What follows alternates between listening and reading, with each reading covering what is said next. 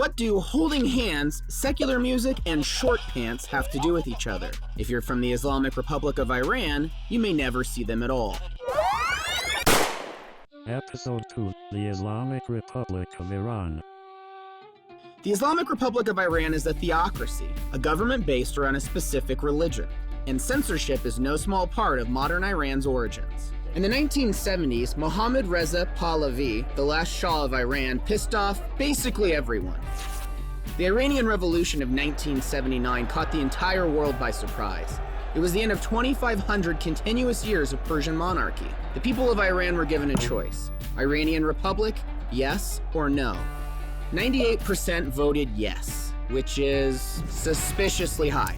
Ruhollah Khomeini, Iran's first supreme leader, advocated a government based on Sharia, traditional Islamic law, and a new branch of the armed forces called the Islamic Revolutionary Guard Corps to enforce it. One of the first laws his regime passed was a ban on counter-revolutionary policies and acts, which shuttered dozens of newspapers in late 1979.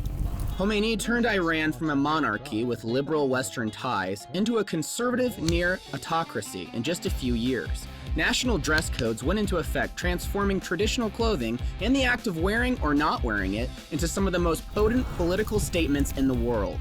And a ban on music, other than for religious or military purposes, was in place for 10 years, all to preserve Muslim morals. So, what kind of images and media violate Muslim morals?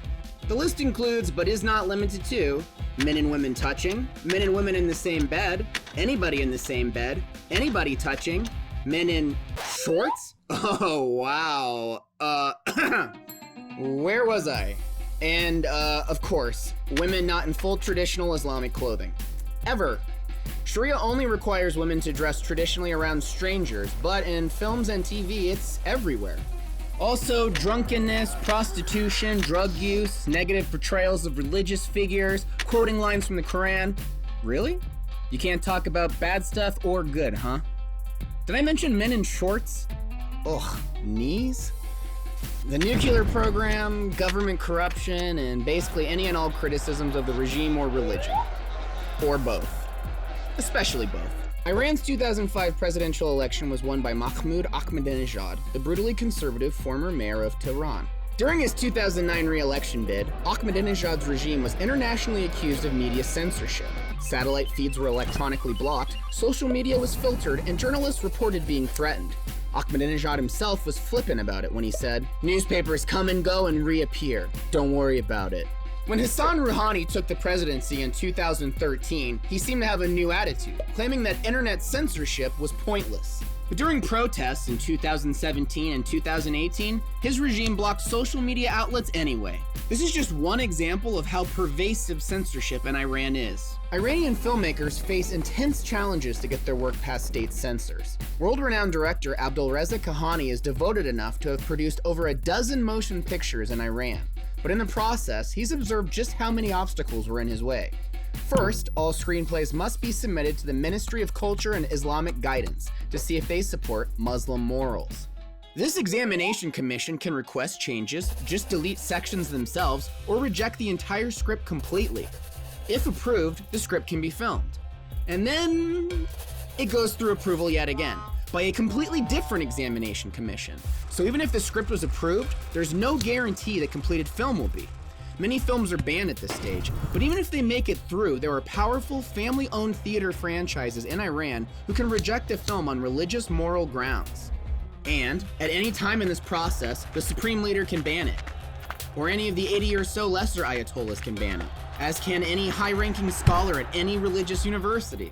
There are countless opportunities for an Iranian film to be banned for not promoting Muslim morals, and that ban can extend all around the world, preventing it from being shown anywhere and everywhere, at festivals or in theaters or homes. By making art in Iran so difficult to publish, the nation has essentially pushed out all but the most tenacious of talents. Ultimately, the mission of the Islamic Republic of Iran in censoring what it considers un-Muslim is to reinforce its interpretation of Islam. But un-Muslim might mean traditional blasphemy, or it might mean knees. It's inconsistent. The result is often a contradiction to what Persian culture has traditionally stood for: a poetic literature, a culture that prizes history and the arts, and a proud tradition of social advancements are all threatened by censorship. Ultimately, so is the Iranian faith. Because if in the process of combining a religion and a nation, you remove beauty and truth, what exactly do you believe in? Wanna like Censored? Sure. Wanna subscribe? Great.